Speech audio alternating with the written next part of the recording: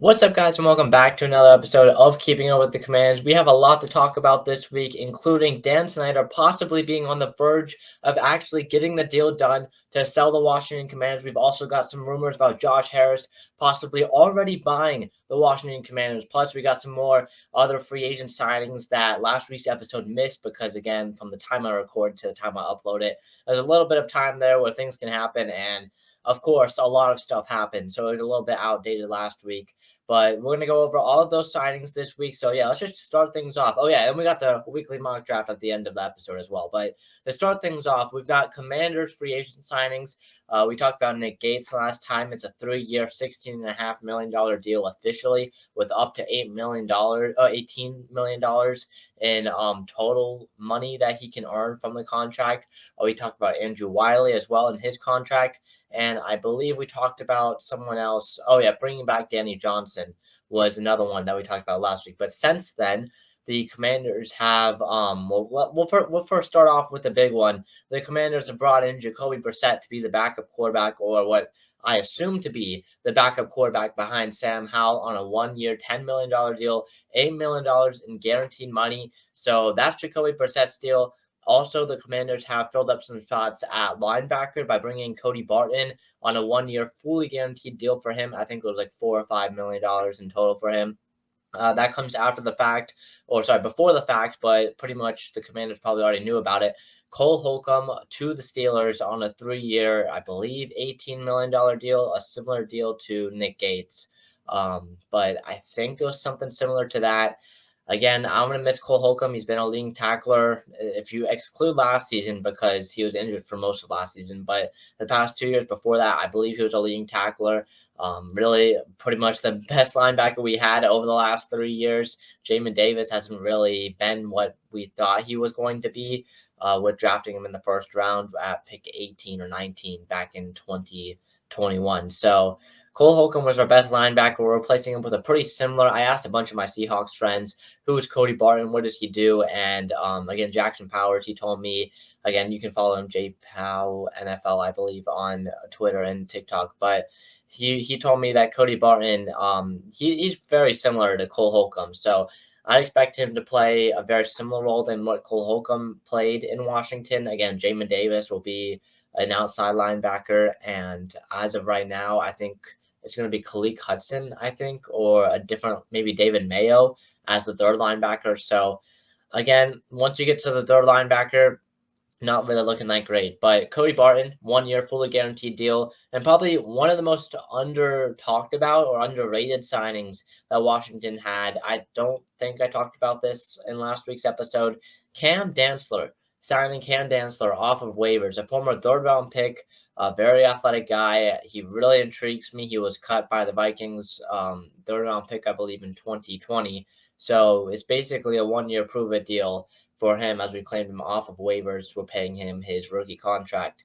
So Cam Dantzler is also a Washington Commander, and that really intrigues me. Maybe he can, in a new system, maybe he'll thrive more than he did in Minnesota. So, yeah, those were some of the big names.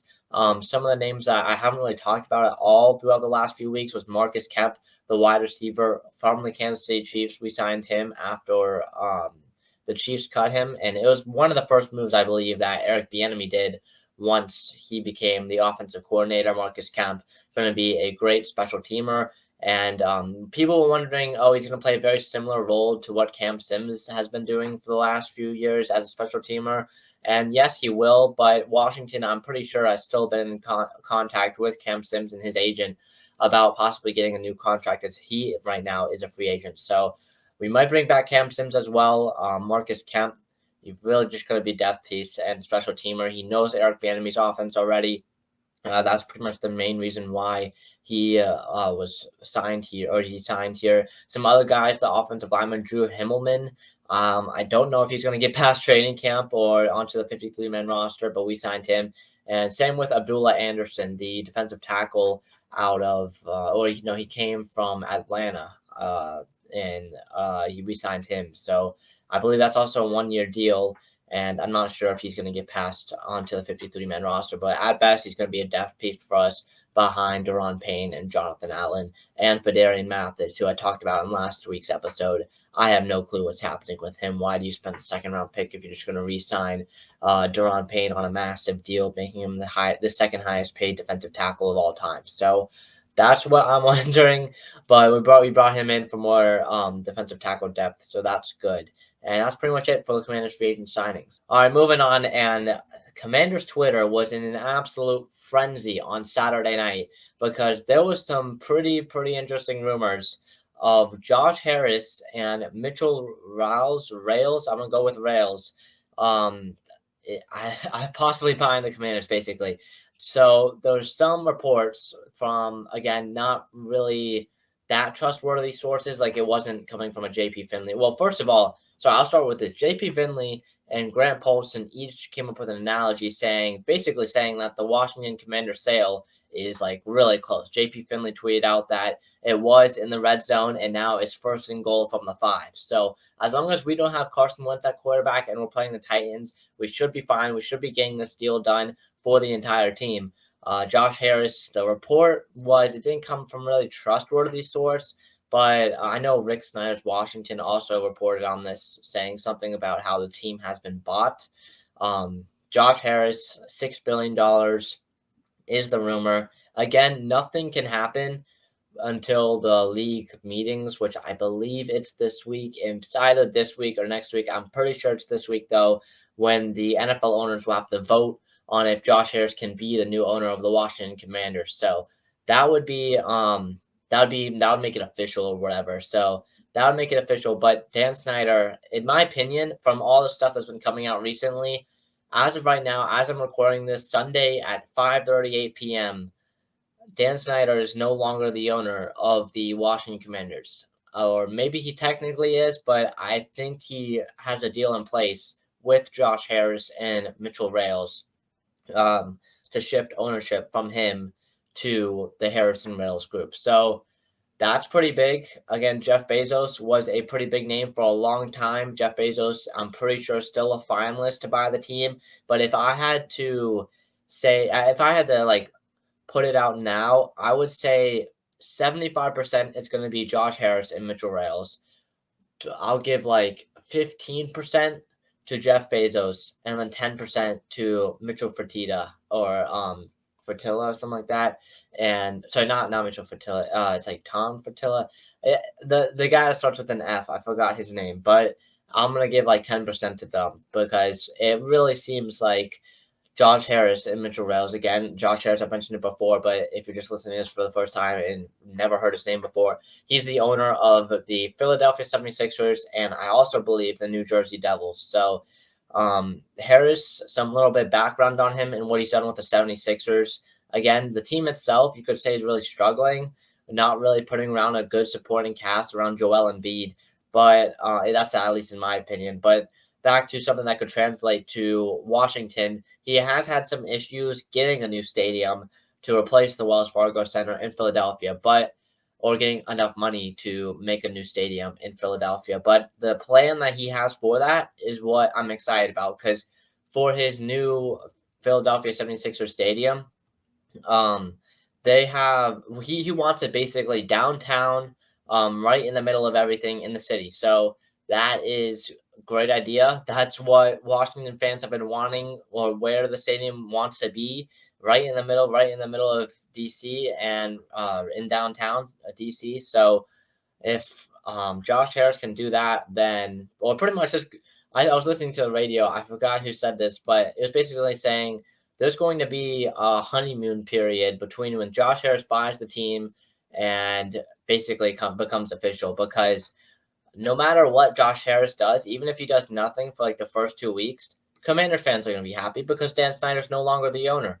So Josh Harris will have some time before he does what his first steps will be, which I don't know what his first steps will be, but before he actually gets things in the motion, he will have some time because Commanders fans will be happy because the Dan Snyder's gone anyway. So that is the stuff on Josh Harris. Now, another thing, Michael Jordan.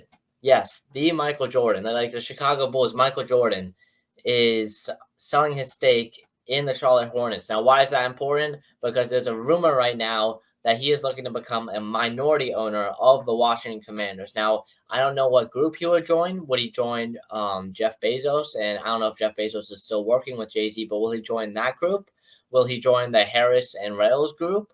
Will he join the other guy? I forgot. I keep on blanking on his name. But I think if he wants his best chance of becoming a minority owner in the Washington Commanders, joining the Harrison Rails group would probably be the best for him. Now, will I want Michael Jordan as the owner of the Washington Commanders? This might be a hot take, but no, I don't want Michael Jordan as minority owner because Michael Jordan with the Charlotte Hornets has been very involved in what the front office has done with building that team, and it has been an absolute disaster in in Charlotte for a while now. So again, he's wasn't really a great owner for the Charlotte Hornets. Now he's selling a stake in the Hornets. Rumor is he is interested in buying a stake in the Washington Commanders again.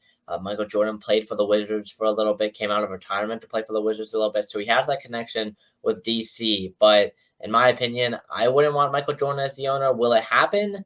I think there's a low percent chance that it happens. Again, these are just rumors, but it is something to keep an eye on if you're a Commanders fan and looking at who possibly some minority owners will be for possibly a group like Josh Harris and Mitchell Rails or Jeff Bezos if there is a minority owner in that scenario. So that is the stuff on Michael Jordan. Now moving on once more. Ben Standig of The Athletic put out a report Sunday morning. It was at like 8 a.m., 9 a.m. He posted an article, and this was a big time. It was blockbuster article, and you might have missed it. So Ben Standig basically said, so here's the thing. When a team signs a player to a massive extension with a big signing bonus or just a big contract in general with a big signing bonus, Ben Standig said that the signing bonus is usually paid out 2 to 3 weeks after them actually signing the contract. That's when the money like actually gets deposited into the player's bank account. But for the Deron Payne extension and the Jacoby Brissett signing, again, Deron Payne has like $30 million, a $30 million signing bonus, I'm pretty sure. And then Jacoby Brissett has $8 million guaranteed on his contract. So that's a lot of money. But for the signing bonus for those two players are going to be paid out on May 12th, 2023 is when those signing bonuses will hit the players' bank accounts. So that is huge. Again, today it's March 19th. That is a 2-month span. And usually the signing bonus is paid out 2 to 3 weeks after them actually signing. And Jacoby Brissett and Deron Payne have signed this week. So this is going to be like 2 months after they actually sign their contract, which also means there's going to be a new owner. And if there is a new owner, which I guess no, not even if there is a new owner, because at this point there will be a new owner.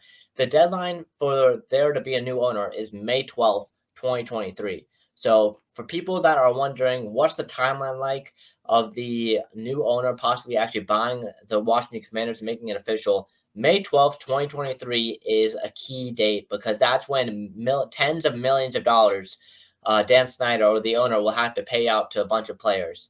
So not yeah, Jacoby Brissett, Deron Payne, and then there might have been some other players, but those were the two big ones that I saw in terms of their humongous signing bonuses. So May 12th, 2023 is a day to keep an eye on because again, we got the March League meetings happening either this week or next week.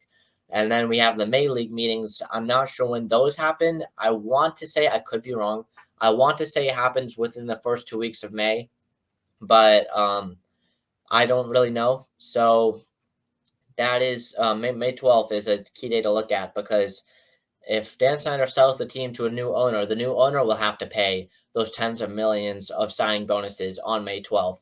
So that is a key thing that Washington put in the contracts of Jacoby Brissett and Deron Payne and possibly other players as well for their signing bonuses. So that is definitely a pretty big report from Ben Standig. And to cap it all off here, we've got the weekly mock draft. We've done it again. We'll start with round one, 16th overall pick, Devin Witherspoon, cornerback, Illinois. Again, we boost the cornerback room.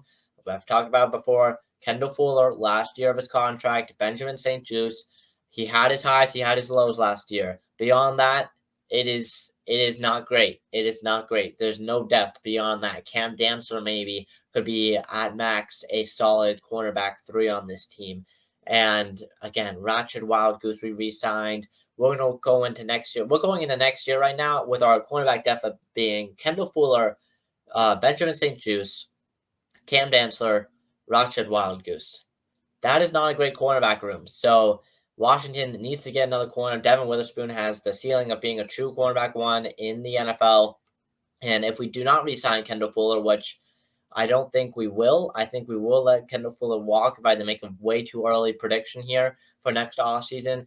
I think Devin Witherspoon could be a solid replacement as Benjamin St-Juste maybe takes another leap in 2023 and becomes a true cornerback 1. Devin Witherspoon shows flashes in 2023. I think this would be a great pick for Washington. If Joey Porter Jr., Devin Witherspoon, or Christian Gonzalez are on the board at number 16, I'm sprinting up to the podium. I've said this before, and drafting that before Ron Rivera makes a mistake. So that's my pick for round 1. For round 2, I chose Steve Avila, the guard out of TCU. We need some interior line depth. I know we got Nick Gates, who can play multiple positions. Steve Avila as a guard. We got Chris Paul in the sixth round last year. He showed some flashes against the Cowboys in that Week 18 game. But Steve Avila, you can never have too many offensive linemen, in my opinion. And another high capital or high draft capital asset there that we select in the second round to boost that interior offensive line. And now this is where things get real spicy. Round 3, I have them selecting Deuce Vaughn, the running back out of Kansas State. Now, again, we're at the point where I'm just kind of like, what if they do this? What if they do that? Not more trying to be 100% accurate, because do I think they will take a running back in the first 3 rounds in April? Sorry, no. But what happens if they do? And in round 3, I have them selecting Deuce Vaughn. Deuce Vaughn came in at 5'5" in the NFL scouting combine. I think he's definitely going to fall probably to day 3. I have them selecting him in round 3. So that is definitely something. But yeah, the running back of Kansas State, he has the home run speed, and something with Washington and their running backs over the last couple of years now, we don't really have a running back with that home run speed. Brian Robinson, more of a power back. Antonio Gibson, more of a power back. He can catch stuff out of the backfield sometimes, but we don't have that running back that can just like flat out go on a 40-yard rushing touchdown. I don't remember the last time we've had a 40 to 50-yard rushing touchdown on this team. So that is something there. Deuce Vaughn, the running back out of Kansas State in round 3. Now moving on to day 3, round 4. I have them selecting Ivan Pace Jr., the linebacker out of Cincinnati. I'm trying to go with some like different names for each mock draft. But again, these next 2, I'm just going to say round 4, I got Ivan Pace Jr. And in round 5, I have Davis Allen, the tight end out of Clemson. Those 2 guys, if we can select them in round 4 and round 5, Davis Allen is a guy I'm really starting to love. And Ivan Pace Jr. has that ability from a linebacker spot to rush the passer. He was a former pass rusher. So again, those 2 picks, I'm just really loving early day 3 if we can get those 2 guys. Moving on to round 6, I got Jose Ramirez, the edge rusher out of Eastern Michigan. Now, this is definitely something. James Smith-Williams right now, I'm pretty sure is a free agent. So we might not, or we may be bringing him back. We'll have to wait and see. But we need some edge rusher depth, I would say. We got Montez Sweat. What will happen to Chase Young? I talked about it in last week's episode if you want to listen to that and my thoughts on Chase Young. And then beyond that, Casey Tuhill as well is there. But beyond that, we don't really got anyone on the edge. So I have him drafting Jose Ramirez. Again, Ramirez, if you're not familiar with him, back-to-back 10-sack seasons at Eastern Michigan. So a pretty solid depth piece there. Moving on to the later round 6 pick, I have them selecting Juice Scruggs, the center out of Penn State.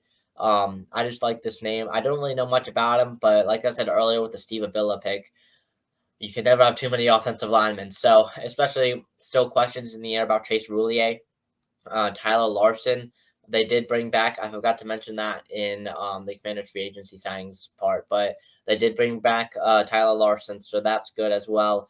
And so now moving on to the round 7 pick, I have them selecting Cameron Brown, a cornerback out of Ohio State. I don't really know much about him either, but again, cornerback depth is definitely a place of need in this draft, or unless we sign anyone else, definitely a place of need in this draft. So that'll be it for this week's episode of Keeping Up with the Commanders. Again, I'm recording this a little bit early. It's Sunday evening. I don't have time to record it on Monday. If I do have time, then great. But I've come to the realization that last week's episode was the last episode that I recorded with Dan Snyder as the Washington Commanders owner. This episode, I'm pretty sure he's no longer the owner. And by the time this episode comes out, maybe we find something out on Monday that he's no longer the owner. But if it doesn't happen on Monday, I'm pretty sure it's happening this week. So that'll be it for this week's episode of Keeping Up with the Commanders. See you guys in the next one. Peace.